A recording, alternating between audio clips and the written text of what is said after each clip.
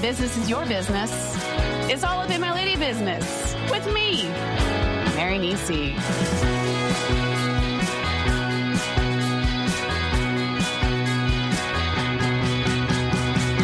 Welcome to All Up in My Lady Business. Today, I am super excited to have Janel Phillips on the old Potter Rooney. Janel is coming to us straight from Panama, straight out of Cambutal. Janel owns the Sansara, the yoga retreat that I go to every year, that I talk about all the time on this podcast. And it seemed only right to get the reason that I have a happy place to go to.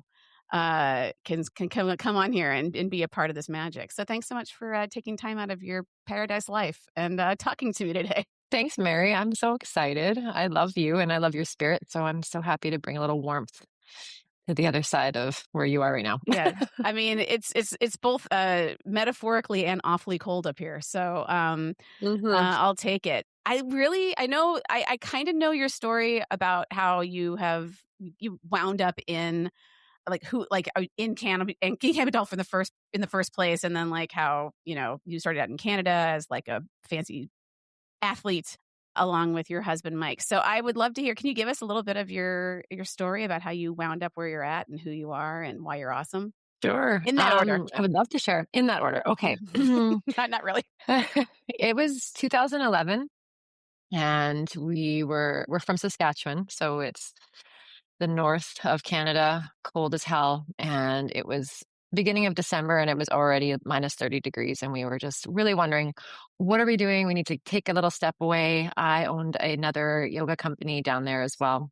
And I was pretty burnt out. And I said, let's just figure out a way where we can maybe pull away for a couple of weeks and let's just find a seat sail somewhere where we can surf, somewhere that has, just endless stretches of private beaches, wherever we want to go. So we decided that we would just look up cheapest flight prices, and Panama ended up winning for us. So we're like, hey, neither one of us have been there. That sounds great. Let's go. Really not really much of a plan attached to us at all. Got to Panama, we flew in and we went to the Caribbean side, which was lovely, but it was raining and we just came from snow and we just were craving vitamin D.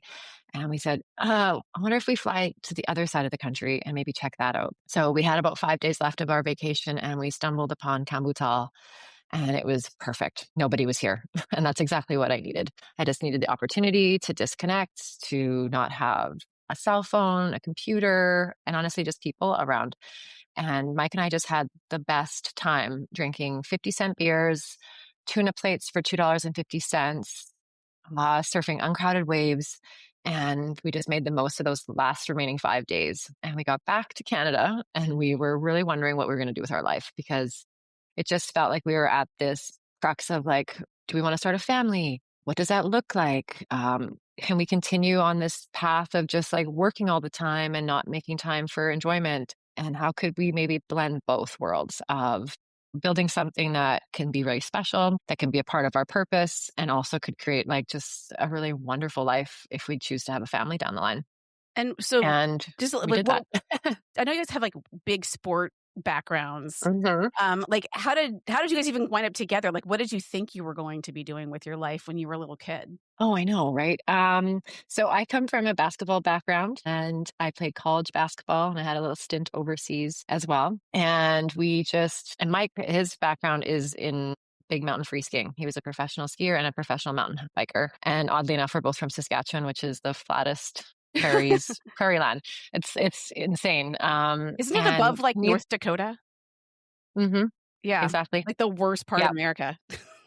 Mm-hmm. It's very cold. I mean, it's good people, good place to be from. But I had met Mike actually when he was finishing up his ski career. He had broken his back when he was about 26 years old, and he, kind of said goodbye to that sport at that time. And he went and he worked over in Grand Cayman Island as a snorkel guide instructor, healed his back, couldn't be around his friends because he just couldn't be in the sport that he once loved and he couldn't just be around it. So he was over in Grand Cayman and he has a construction background and he wasn't utilizing that at the time. But shortly after his time in Grand Cayman, a Hurricane Ivan rolled through there.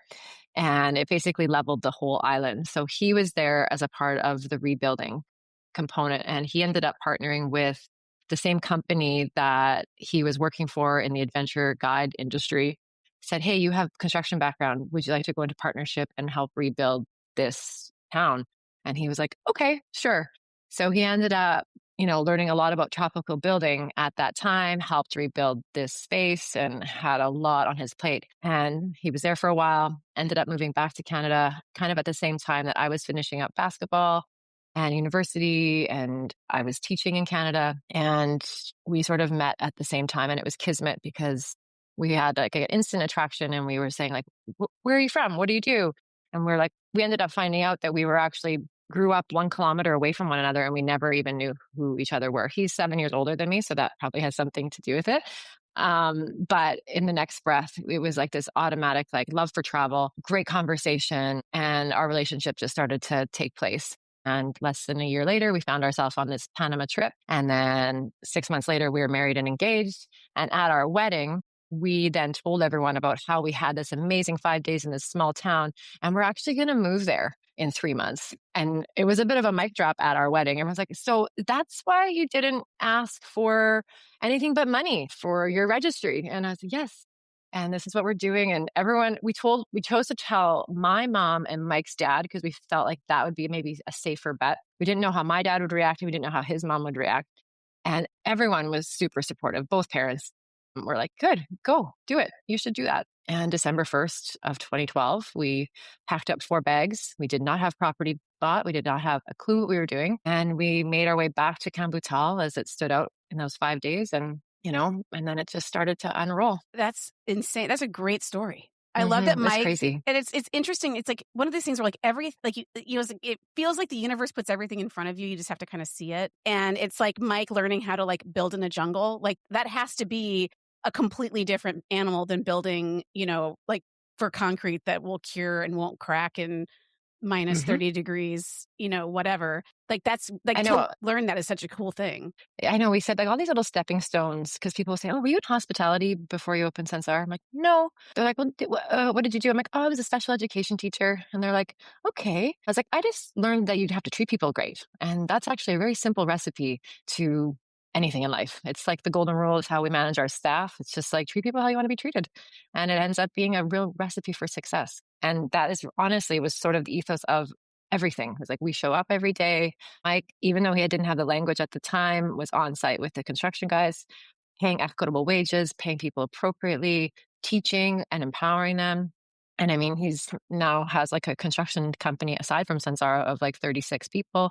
And we have a staff of 44 that has a longevity. As you know, Mary, you see the same faces annually over the last how many years. And it's just, building a community and building a space at the same time. I feel like the people that work there are like my friends now. Like hmm it feels like Good. you really have a great group of people around you, and they have stayed around. I mean, I've seen the exact same people and people come in That's and then they stay. So, I mean, I think that's a really big, and it's interesting to go back to like just the idea that, yeah, I just treat people the way I want to be treated, and hmm like that's such a, especially coming down there because I was just there, 3 weeks ago or however long. I was less than a month ago. I was there. And, having so much has happened in America in the last year. I don't know if you're aware of it. But I wish you weren't. I bet you could probably, less than we do. But the, the feel like when the plane landed, I felt this like shunk, like this, hmm there was this like different, like my blood pressure felt lower, and I think it's less. I mean, it's in a warm place and it's awesome, but there's no tension in the air. Even in Panama City, like it feels like there's just no tension. Like it's, and I was asking like Benny or someone about like what they thought about what was going on in America, and they're like, we don't. And I was like, go on, you know nothing about us, you don't care. Like that's like exciting that like we aren't like our bullshit isn't like infecting your bowl good stuff. But yeah, like that's even just the way we get treated there. It's like it feels like how we used to get treated before the pandemic. Like it feels like the pandemic kind of stripped away the artifice of like service or something. And now people are just like, I realize I'm just doing this for money.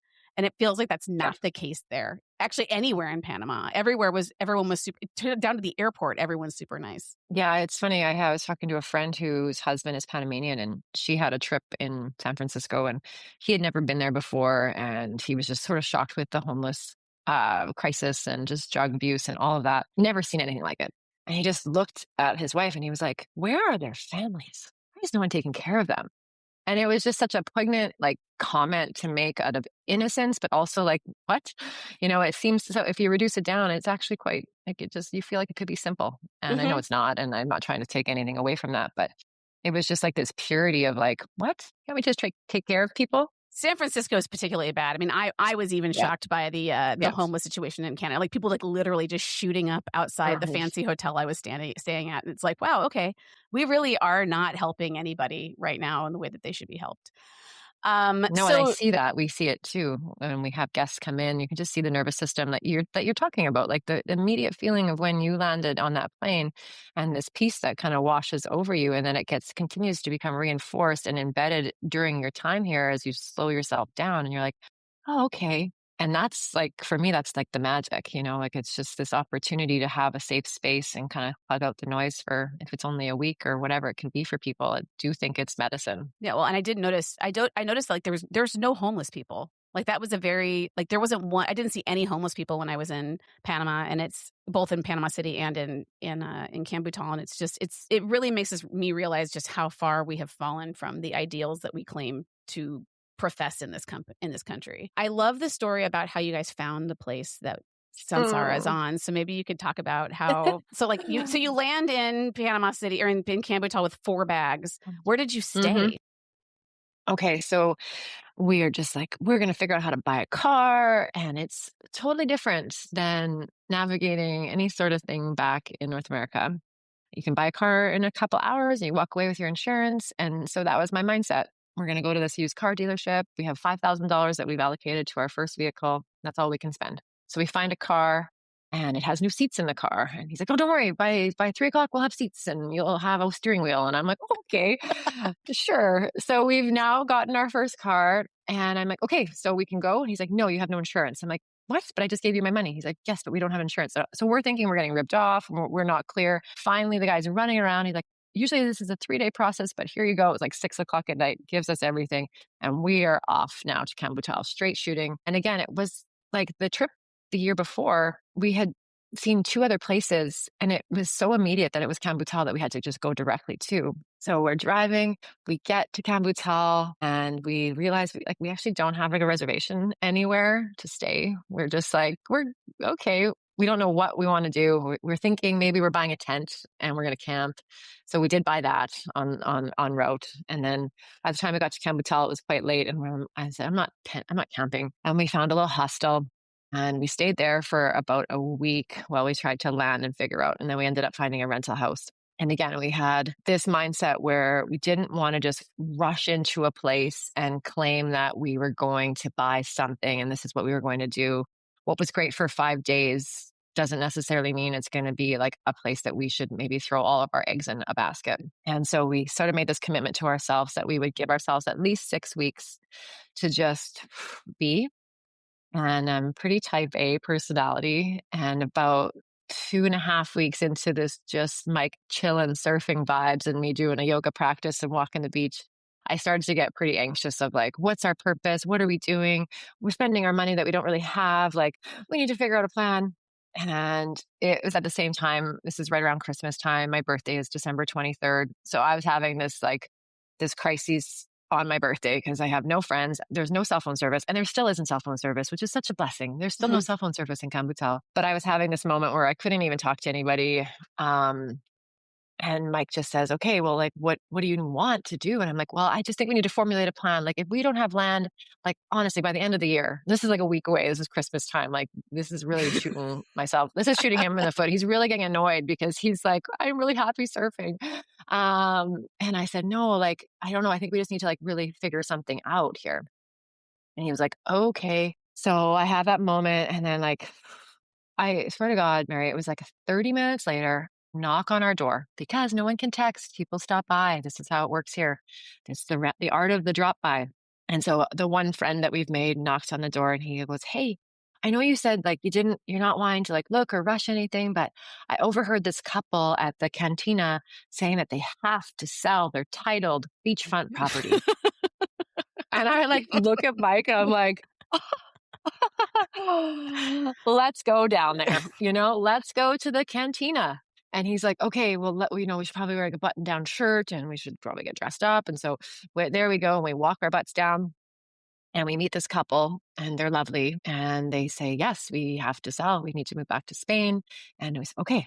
So they walk us to the property. They walk us down the road. And ironically enough, I know that the actual gates of Sansara are actually where we walked in that day because of the elevation and having to walk up this little hill. And she took us to the land where Sansara is. And at this point, there is nothing there, right? We built everything from the ground up. It's pure jungle. Can't even see the ocean. And we're oceanfront. It's thick with weeds and just brush. And this man with an extra machete for Mike to walk around the whole perimeter of the property. It was And BYOM. exactly. He's like, okay, you are going to walk with me and we're going to have to cut through exactly the square footage of this space. So, which led to me having now about 45 minutes to have a broken English Spanish conversation with this woman and just talk to her about like, like, why do you want to move back home, or all this stuff. And what came out of that conversation was like, for me, almost like, I didn't know if I was like hallucinating or, ate a wild mushroom or what, but she said to me, she goes, I've always imagined that this space would be a yoga center. And I was like, what? Okay. And she goes, yes, I just, it's something that for me always felt like this was just what it would be. And I'm like, okay. And I'm like, why are you moving back home? She goes, oh, I'm moving back home to just, be closer to family and to reconnect with my teaching. I'm a special education teacher. And then my eyeballs like almost, I'm just like, is someone is this a joke? Like, and I'm like, oh, okay. Okay. And then I'm like, that is wild. I'm like, hurry up, Mike, hurry up and get back here. I need to tell you all this because it's like, it's meant to be. So she tells me all this and she said she's held on to this property for 7 years. They just haven't been able to like get any momentum on going on it. She had a small yoga studio in a town about 2 hours away that she was running. And it just was too much for her to be back and forth between these two locations. And she just started talking more. And she's like, I know, even down to the part where I envisioned that the yoga studio, inshallah, would have a bridge that would walk into it. Mary, you only know this because you've been here, but there is a bridge that walks into the yoga shala. And again, I had no context to even that conversation. And only when I read back on my journal do I see that this was actually written down. And I'm like, wow. Like this was a plan larger than me, before me. And as crazy as that can sound, I don't know. I think that there is a power in that. And it was just something that the community also had blessed even before we had gotten here. And they appeared out of the jungle. Basically, it was like me saying, this is 100% the space. Handshake deal. We brought them up to our rental house. I think we like cheers with a glass of wine. And then honestly, we had a lawyer and we dealt with the municipal, and it was like, wash our hands, never saw them again. What was the date? What was the time period between the cantina and closing? January 3rd or 2nd was the closing date. So you basically, the ultimatum that you gave actually wound up coming true. We need to own property 100%. by the end of the year. Yep. That is insane. Yeah. It is insane. And then it was just like, Mike's just looking at me like, holy shit, we're going now. And was it the property that you have, or have you added on to it since? We've added on since. So the initial phase 1, and we opened with that as well, was more or less where the reception is. And we had 7 rooms. And we, at that time, when we first opened, were cooking breakfast for all of our guests. And we had like a little happy hour bar that Mike would bartend. And my sister and I would cook for everybody. And then we had a small little cleaning team. And at the exact same time, we had purchased the land next to us because we had a pool. We needed to have a pool and we needed to have a restaurant. And 2 more rooms. So at the same time that we were soft opening with 7 rooms and just, having a small house running everything, Mike was busy with a crew of like 30 or 40 people getting a pool ready, a restaurant ready, and 2 other rooms. Because I was busy that whole year selling retreats to people who were believing me, and I had no renders, and I just would have phone calls with people and I'd say, yes, we're going to open on April 15th, 2015. Can you send me pictures of your space? No, I can't. Okay, you know what? Sure. Yeah, we'll book a retreat. And for some reason, again, I don't know if it was just like the Saskatchewan heart in me or something. The people believe me. They were like, I trust you. I will send you my money. And they did that. And it was such a cool momentum that we all do better with deadlines. At least I do. And in construction, you need those as well. And it was just an awesome way for us to just kind of propel forward and also to have cash flow coming in, knowing that we weren't going to have to wait a year to convince people to come once we were open. I mean, Because it does take time it's to host retreats. I feel like I'm kind of the same way. I'm very much like a jump off the hill and Hmm. build your wings on the way down. I mean, that's kind of how I've done Yeah. everything, to some great success and to some massive failures, but it's how I have to go. So I completely understand. So how Yeah. quickly do you think, like, were you selling out like immediately? So when we broke ground and we started again, sort of that same mindset came in. So Mike's busy. He's on the ground building, teaching, construction. And I was like, okay, how am I going to feel like I am of purpose and value here? Like that is really important to my makeup. And I'm like, I can't be, with the construction guys. It's just not a skill set of mine. But I did want to learn how to do stonework. So Mike's like, then start learning how to do decorative walls, and I'm going to teach you how to do stonework. He's like, start getting all the gardens ready, start getting all the flowers ready. And so that for probably like the first 6 months, I was just doing all the beautification process. Like, how can I make sure that we have mature plants? And so I would start with all of this whole process. And then the interiors of the rooms started to become ready. And he's like, okay, you need to, finish and finalize all of these rooms, doing buy trips. And you need to stick to, more or less this kind of budget. And it started to empower the division of roles. And we don't really overlap with anything in the business. That's a question that gets asked to us a lot. How do you work with your husband? And I'm like, we do, but we don't. Like, we have a similar vision and ethos of how we want to operate, but we know where our lanes are. And it's been a recipe for success for the last, 13, 14 years doing this. And slowly I started to say, okay, we're getting finished with this stuff. And we knew we were about 1 year out of being finished. And he's like, you need to start learning how, we both need to start learning how, but I don't think I have the bandwidth to figure out how to build a website. And again, I was like, we have no internet here. This is going to be really hard. Okay. So I'll figure that out. So I just started learning and figuring out how to build a basic website that we could just start to host information. And at the same time, I would spend hours peeling through the Yoga Alliance directory from A to Z, basically. And I would start cross referencing leaders and teachers and just seeing if I thought they'd be like a good fit. And I started inviting them down. So I would send hundreds of emails introducing myself and our vision. And for every 100 email that I would send out, say, follow our journey on Facebook, as at the time that was what you did, 2, 3 people would reply. But it was enough because I knew that it would just create momentum. And those people were the ones that were supposed to be here. So yes, the day that we opened on April 15th for retreats, we had a whole full season Wow. ready to go. Wow. Yeah. Yeah. It was super cool. That's like not normal. Like, it I seems don't like think so. everything just kind of fell into place in this like kind of perfect way. Yeah. And like pulling up by your bootstraps, like, like I said, I don't consider myself even a highly organized person, but I knew exactly what we needed to do. And I knew the people that I wanted to be around. And I just knew what would I want to experience. And this is hilarious, Mary. I had been on one retreat prior to this whole thing. One retreat. It's like I didn't even have an concept to copy anyone. And at the time, Pinterest wasn't a thing for interiors, and you had to use your own mind and your own imagination. And I'm really grateful for that, honestly. So I guess, so between the two of you, who does the business side of this? Like, who's doing like the books, and like, how did you figure out that this was going to be financially going to work? And like, 'cause that seems like So its own weird thing. yeah, I did a lot of like the contract development, and I kind of taught myself a little bit about, operating costs. But I would say I have an amazing team. One woman in particular, her name is Linda Dawson. Shout out to you, Linda. Linda. She's been with us for 10 years and is incredible. She was down surfing in Guanaco one day, living out there. She's Canadian also. And she came by for a smoothie, and then I offered her a job. It's like, you're cool. I miss not having great women around me because, and I was like, can you move here? Like, it's only like 45 minutes away. And she's like, ha. And I was like, I'm serious. And so she was working at some surf hostel there. I don't think he was very happy with me, but it's fine. And off she went. And she's been a good friend and incredible with all of our books and just management. She ran Sansara as our general manager for years. And she's just been like such an incredible thread to the whole business. Wow. That's a crazy leap of faith to be like, hey, surfer, drinking a smoothie.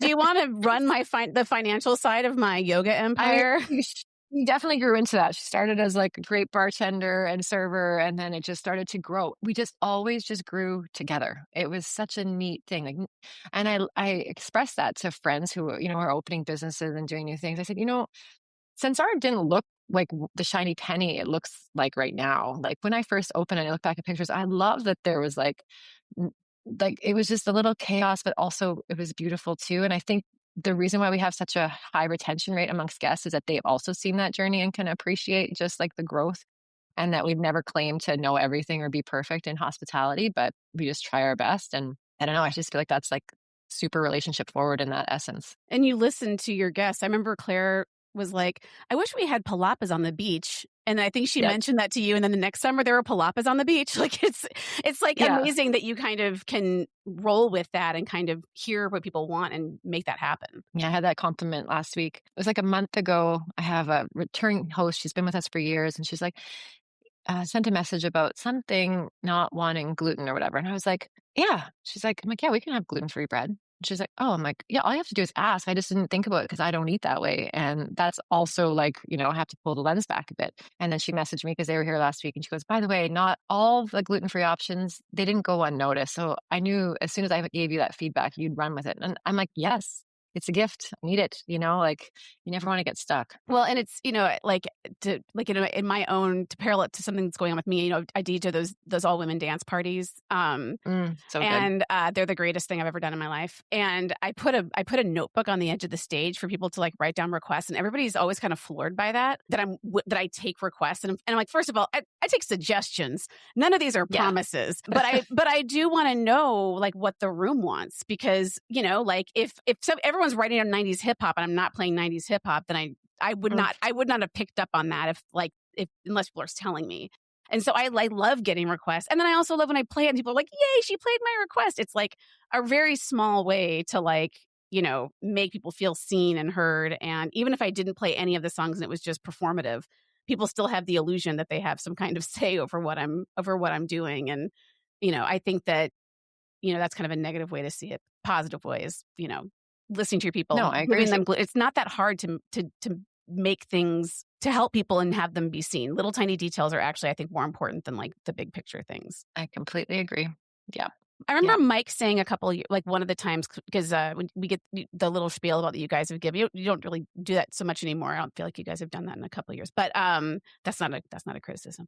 I've already heard the story many times. But I remember Mike and one of the times mentioning that like the land that Sansara is on is like three water things come together, or it was like there was like it was a tribal area that was very important or something. Yeah. So when he was building, and building out foundations, they came across a lot of pre-Columbic artifacts. And one in particular was this, like, it was a cool day. And I think they thought they were going to hit gold, honestly. They kind of put in, it's called a koa, which is like a hoe that helps you kind of dig holes. And so they push the koa down, and then all of a sudden there's like a void. And it felt like they were like entering into like a portal of like underground goods, because they had been finding all of this broken pottery and whole pieces. And so there they are late one night, and they're just lamps on. They're down for figuring out what treasure they're going to find. And I'm just kind of like laughing in the background, and I'm walking home at this point.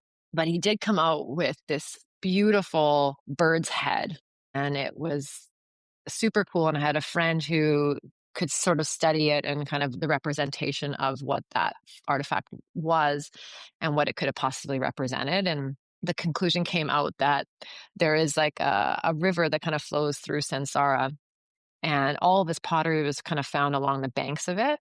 And so the theory is like where we're located is in front of a protected bay. So it would have been a safe place for people to come off of their boat and maybe perform rituals or camp or be on this land, and then washing their things in fresh water, washing their bowls, plates. And this specific bird's head would have been representative of like royalty or like shamanic, like on an end of a staff or something that someone of, tribal power would have maybe had. So that's sort of what we've gone with, and we think it's really special and potent and beautiful. Also, we're figuring out what we could maybe do with it to showcase it because it's pretty neat. And what happened did you keep the other pieces of pottery and stuff that you found? Yeah, we have lots of it, and we continue to find lots of it, which is so cool. That is incredible. I mean, you would Yeah, almost think that like an architectural or not architectural, archaeological that's cool. somebody or another would be interested in like Yeah, we're like, maybe we don't want to tell yeah, anyone. exactly. That's I mean, Maybe I would. don't want to disturb any Yeah, kind of like native burial ground yeah, yeah. situation, kind of like how America's built entirely on a Native American burial Hmm. ground. So now we're here. We're 12 years later. You've just been killing it on this. I know it's wild, but Well, I'm feeling very grateful for it all. you're raising children down there too. You've got two of them, right? How old are they? Yeah, they're the best. The almost 17, 7. She's turning 17 though, I think, in her mind. And then I have a 9-year-old boy. So I have Asher and Ocean. They're amazing little kids. And their entire so they go to school down there at a school that Yes. you Yes. started. Did you start the school? Yes, it did.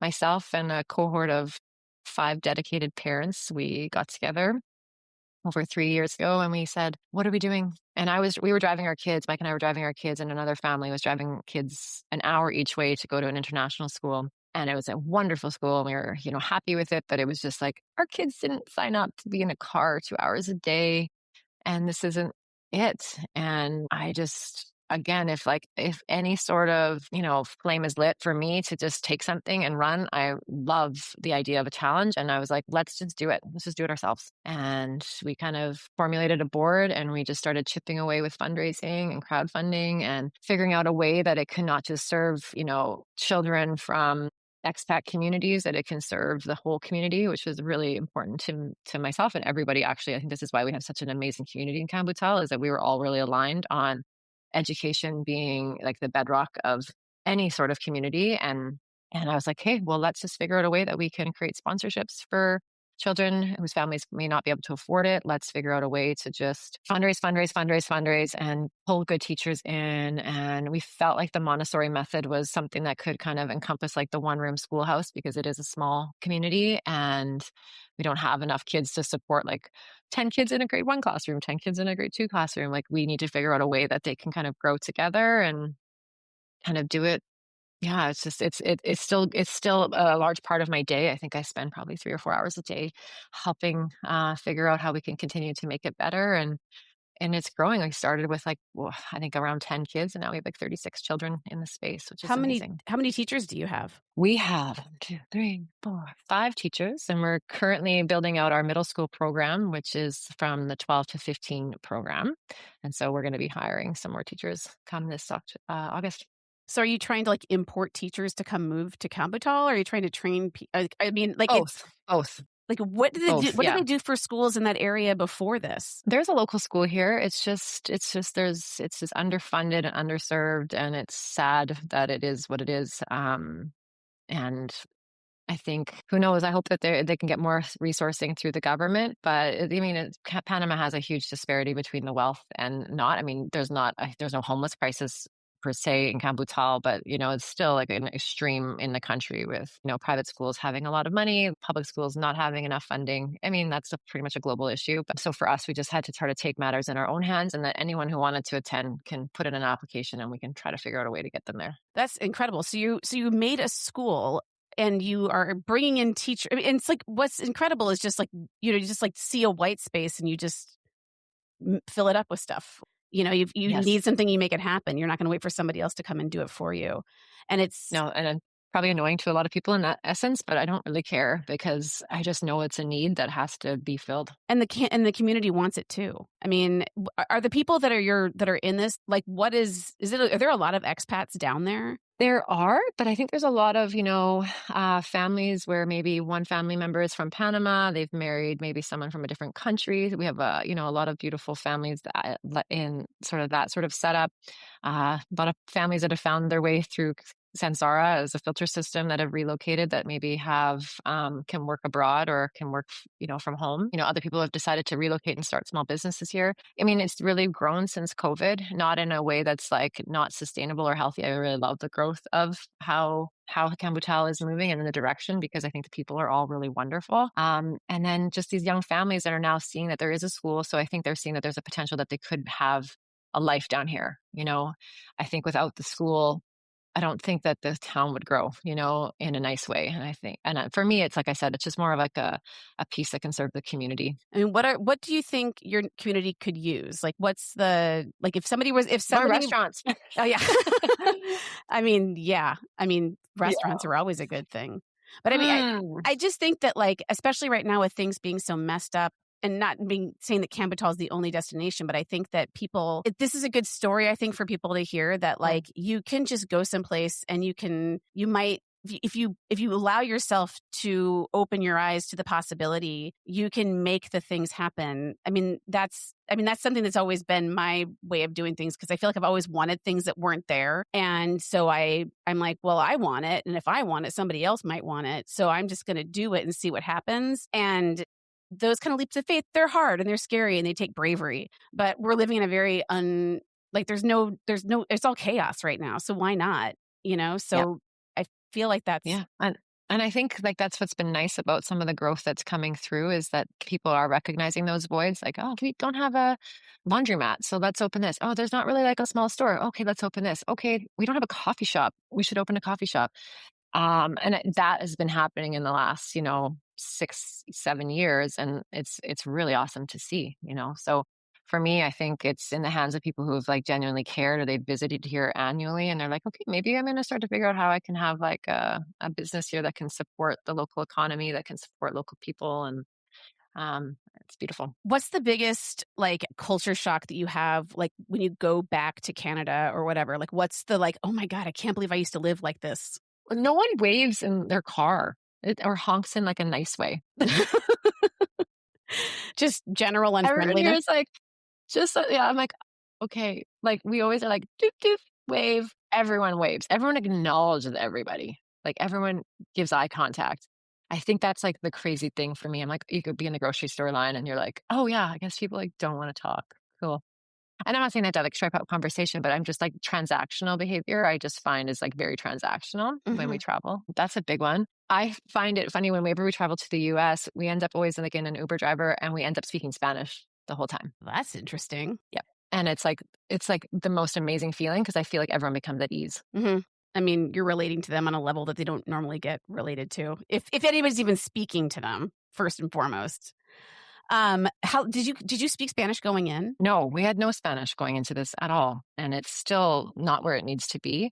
And my kids are outsmarting me quite a bit, but I feel like I'm starting to take a next new step in just like growth and learning. And I'm actually excited with how I learned how to speak Spanish because we learned from it through the lens of this specific community and what the cadence of how they say things and certain slang and coming from an underserved community with education not being super much it isn't a priority. It's a farming community and a fishing village. The illiteracy rates are really high here. I'm really glad that I learned how to speak through sound and by listening to people, and then that's the way that I speak Spanish is Camputaleño Spanish. Like this is how we talk because I've hired people from the city and immediately there's just this classism and there's this Mm. abrasiveness that our local staff will feel. And I'm like, I'm glad I sound country. This is Yeah. awesome. Yeah. Yeah. Yeah. You're like Yeah. it's like a Southern accent, basically. Yes, 100%. I'm like, oh, it's like sweet. And you're just like loving. Yeah. So you didn't have any kind of formal training to learn how to do your kids speak Spanish? Yes, they do. And they're supposed to be more formal through school, through learning in that way, reading and writing it. So it's great.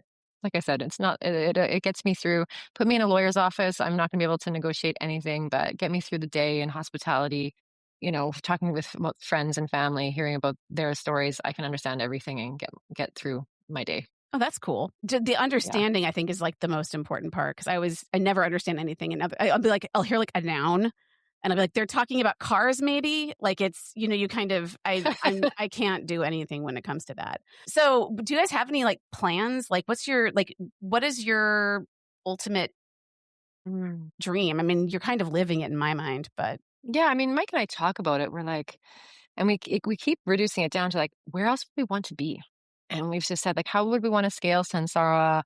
What does it look like? What would the next 10 years be in our next 10-year cycle? And for us, like, it's just continuing to refine the business and just to continue to, bring in just different layers that can support the community, that can support, a healthy, being in the green annually. We have months where it's very slow and we're in the red for sure. And it's like, how do we continue to find and feather that line of, having this beautiful business that, because we always choose to keep everyone employed annually, even though we can go through months where it's really quiet. That's just really important to us. So it's like, okay, our next set is like, how do we figure out how do we have a 12-month profitable business and what do we need to do to get there? So that's kind of like where we put a lot of our focus on during the high season, like when you guys come down, when retreats are in full swing. That for me is like the engine is running and I'm definitely less busy. And then it's the slower season that keeps me more busy. And for Mike, it's a bit of the opposite. We own a company called Beta, which is a consulting and design construction company. And he's busy right now with building homes, supporting people who are newly moving and relocating. And he's just really talented at management. So he has like a crew of up to like 36 people that he manages on various projects. So, supporting him through that. I love design. So he definitely runs with the clients and then I'll support on the execution and the aesthetic for most of those projects. So I don't see that slowing down. And in fact, I hope I can welcome more of it. so you have a So I feel like second that's kind of our business. next. So there's, like, a Yes. second so you have a second business Yep. within this. 100%. Yep. Veda. Data. What's that all about?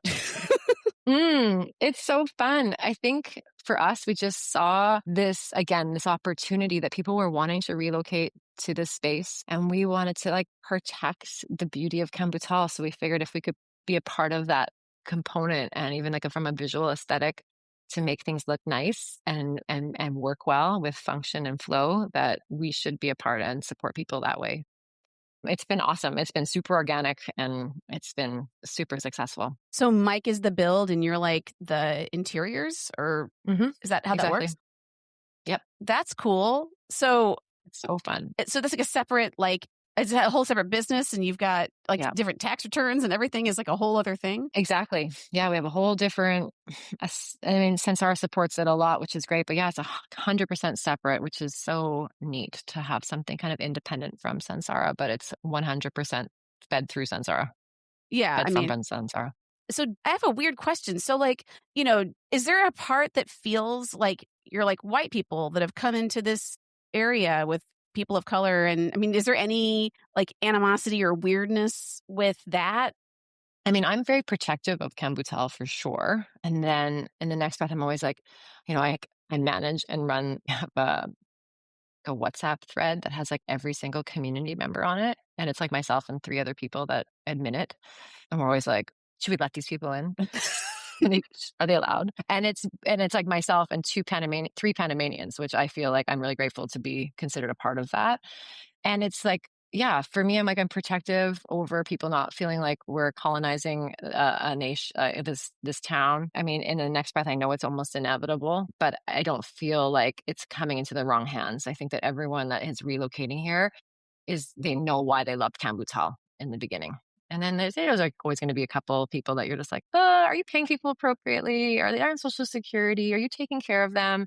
Like, let's not make sure that we're abusing anything that isn't correct. And I'm trying to figure out a way to like add a sales tax to sponsor local children for any new hire or new build. That person that lives here has to sponsor a child to go to the school. Wait, I don't know if I can really enforce that. wait, what do you wanna do? Let me wait, what do you mean? I want to create like a mandatory relocation fee that any new person that moves to Cambertal has to sponsor a child locally to attend the Montessori school. I mean, that's a hard thing to enforce, but that's You know, I know. I mean, there's only 500 people though in Kambutal, right? Yeah. Yeah. Yeah. So that should We'll be see. they would pay, like, how much would that be? $5,000 a year. Oh, that's it's almost like a wheel tax for your car or something. It's Mhm. Yeah. like a non-Panamanian fee. I don't think that's too much to ask. I mean, Yeah, I didn't think so either. but that's We'll a good. see. Maybe I can figure it out. You could also add it on as like I mean, I know you asked for donations to the thing to the school when you finalize things with your bill, but maybe there could Yeah. be like there's a 5% surcharge on everything that goes towards the education of the people of this area.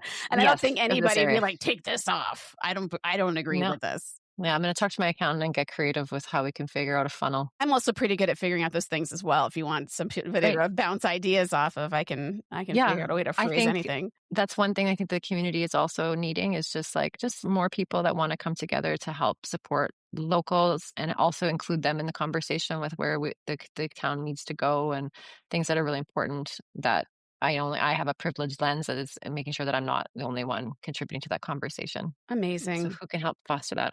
Yeah. I think that just the overall the thrust of your story is just like, just keep your eyes open. I feel like this is something that, and it's, I think some people think it's too late. I've already done some things or whatever. I'm not 23 years old and just got over a professional skiing career. And now I'm, like, I mean, it is an incredible story, but also it's anybody can do it. You just have Yeah. to be willing. I mean, not everybody. There's definitely privilege and things like that go into things. But I do think that Mhm. the universe does put it right in front of you, and you just really have to try to see it and believe in yourself at the same time. Yeah. And that's it.